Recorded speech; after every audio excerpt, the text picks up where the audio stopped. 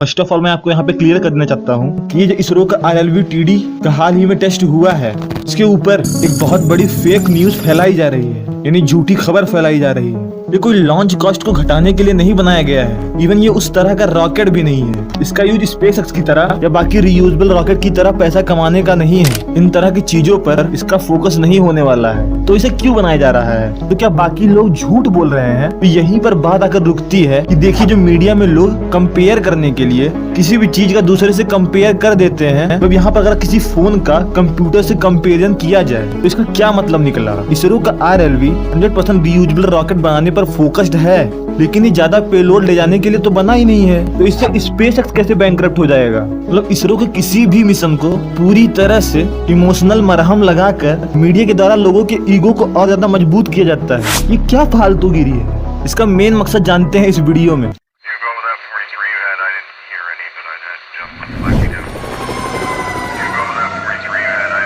यहाँ पे सबसे पहले समझते हैं कि मीडिया को इसरो से क्या प्रॉब्लम है। देखिए, मीडिया सिर्फ गूगल करके और अपना बढ़ा चढ़ाने वाला दिमाग लगाकर किसी भी खोज को रिसर्च मार्केट में सेंसेशनल न्यूज बनाने की कोशिश करती रहती है। बस उसी तरीके से इस बार भी मीडिया ने इसरो को पकड़ लिया और हिंदुस्तान के जख्मों पर मरहम लगाने के लिए जितनी झूठी खबर फैलानी थी सब फैला दी। लेकिन इससे सबसे पहले लोगों को असली खबर से भ्रमित किया जाता है और इन्हीं मीडिया मैन का नकल मार के कुछ एजुकेटर भी तुक्का मारना शुरू कर देते हैं कि अब तो इसरो स्पेसएक्स का मार्केट भी ले जाएगा।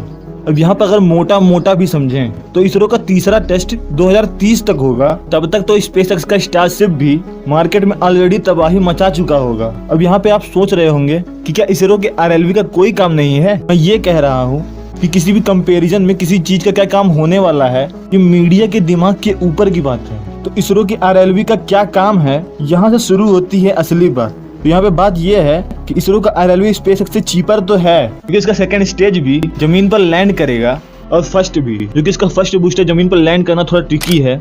इसरो ने ऐसा ही दावा किया है और फाइनल में ऑर्बिटर रीएंट्री व्हीकल में इसरो का RLV GSLV Mark 3 यूज कर रहा है, जिसका कॉस्ट ही 400 करोड़ तक जाता है।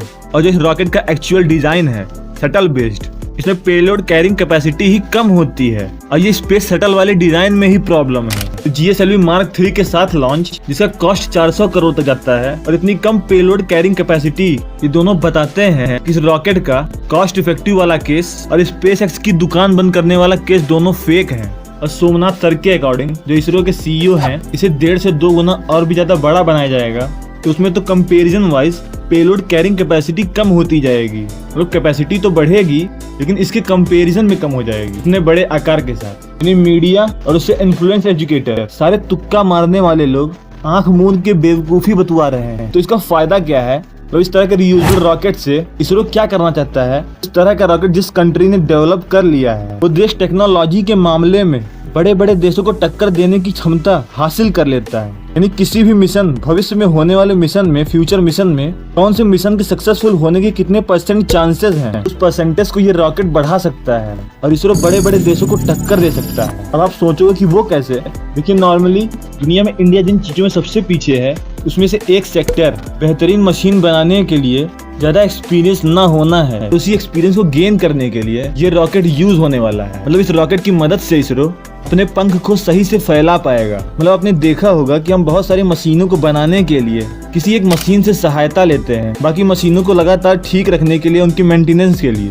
तो इसरो और DRDO यानी इंडिया का डिफेंस ऑर्गेनाइजेशन दोनों मिलकर इस रॉकेट को इसलिए बना रहे हैं कि रियल वर्ल्ड में स्पेस में ले जाकर टेस्टिंग कर सकें। और दूसरा एग्जांपल यहाँ पर यह है, ये US का एक X-37B रॉकेट है। ये भी स्पेस में जाता है इसरो के RLV की तरह, वैसे ये भी धरती पर लैंड करता है और उसी स्पेस शटल के डिजाइन का है। और इसे भी इसरो और DRDO की तरह नासा और डार्पा यानी अमेरिका का स्पेस ऑर्गेनाइजेशन और अमेरिका का डिफेंस ऑर्गेनाइजेशन दोनों ने मिलकर डेवलप किया था। बट अमेरिका में इसे मिलिट्री स्पेस क्राफ्ट कहा जाता है, इसीलिए इसे इसरो और DRDO दोनों मिलकर डेवलप कर रहे हैं, ताकि स्पेस और डिफेंस दोनों की टेक्नोलॉजीज को रियल टाइम में स्पेस में टेस्ट कर सकें।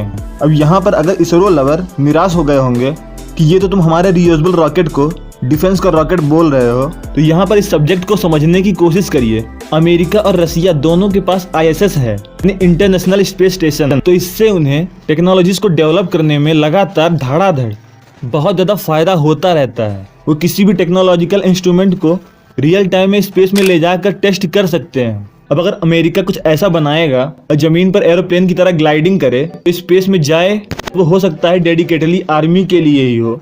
लेकिन इंडिया के पास ISS जैसा कुछ भी नहीं है। अपनी टेक्नोलॉजीज को आगे बढ़ाने के लिए इंडिया कैसे टेस्ट करेगा?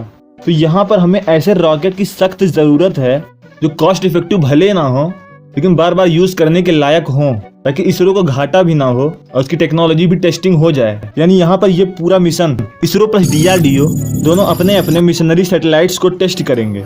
अब यहाँ पर ये बड़ा सवाल आता है कि इसरो और DRDO को कौन कौन सी टेक्नोलॉजी टेस्ट करने की जरूरत आन पड़ी है जो धरती पर नहीं हो पा रहा है। तो एग्जाम्पल के लिए, कल को अगर इसरो अपना स्पेस सूट बनाए तो कितनी समस्याओं से लड़ पा रहा है। मान लीजिए कोई रोबोट ही इसरो ने बनाया, या दुनिया का कोई सबसे बेहतरीन सोलर पैनल, या मिलिट्री डिवीजन का स्पाई सैटेलाइट, या किसी भी दूसरे प्राइवेट प्लेयर्स का नैनो सैटेलाइट, क्यूब सैटेलाइट, जैसे कोई भी टेक्नोलॉजी टेस्ट करना हो, सबसे सस्ते में यानी इसरो इसे ऑलमोस्ट 100% रीयूजेबल बनाने की कोशिश कर रहा है। अब यहाँ पे अगर इसरो का बजट $20,000 से $4,000 हो गया, तो उन सारी टेक्नोलॉजीज को कौन सबसे सस्ते में टेस्ट करके दे सकता है? वो इसरो ही होगा। यहाँ पे इस बात को ध्यान में रखिए कि रियल टाइम में जो स्पेस में टेस्टिंग होती है, जो किसी भी स्पेस बेस्ड साइंटिफिक टेक्नोलॉजी का हो सकता है, वो धरती पर कितना भी आप सिमुलेशन कर लीजिए, उसकी बराबरी नहीं कर पाएगा। स्पेस है, वहाँ पर जाने में एक्सट्रीम एनवायरनमेंट और 0G में टेस्टिंग हो सकती है। तो इससे रियल टाइम में क्या होने वाला है, इसरो इसे आसानी से प्रेडिक्ट कर पाएगा। और मान लीजिए आगे चलकर इसरो को मून मिशन या मार्स मिशन करना हो, या फिर जो गगनयान जैसे मिशन होते हैं, हालांकि इसे डेवलप होने में अभी लंबा समय लगने वाला है, फिर भी इसी तरह के मिशन में कौन सी चीज काम करती है, कौन सी नहीं, इसकी क्या पॉसिबिलिटी है, क्या पक्का कंफर्म है, इस लेवल की सर्टेनिटी या इस लेवल का ज्ञान इसरो और DRDO को ये रीयूजेबल रॉकेट पहुंचाने वाला है। और इस बात का ध्यान रखिए कि इंडिया के पास अभी तक ऐसा कोई भी टूल नहीं है, और हम जो धरती पर सिमुलेशन करते हैं जरूरी नहीं है कि स्पेस में भी काम करेगा, यानी हम सिर्फ तुक्का लगा सकते हैं। और ये रीयूजेबल रॉकेट इसरो की स्पेस बेस्ड टेक्नोलॉजीज को नेक्स्ट लेवल पर पूरी निश्चितता के साथ पहुंचाने के लिए डेवलप किया जा रहा है।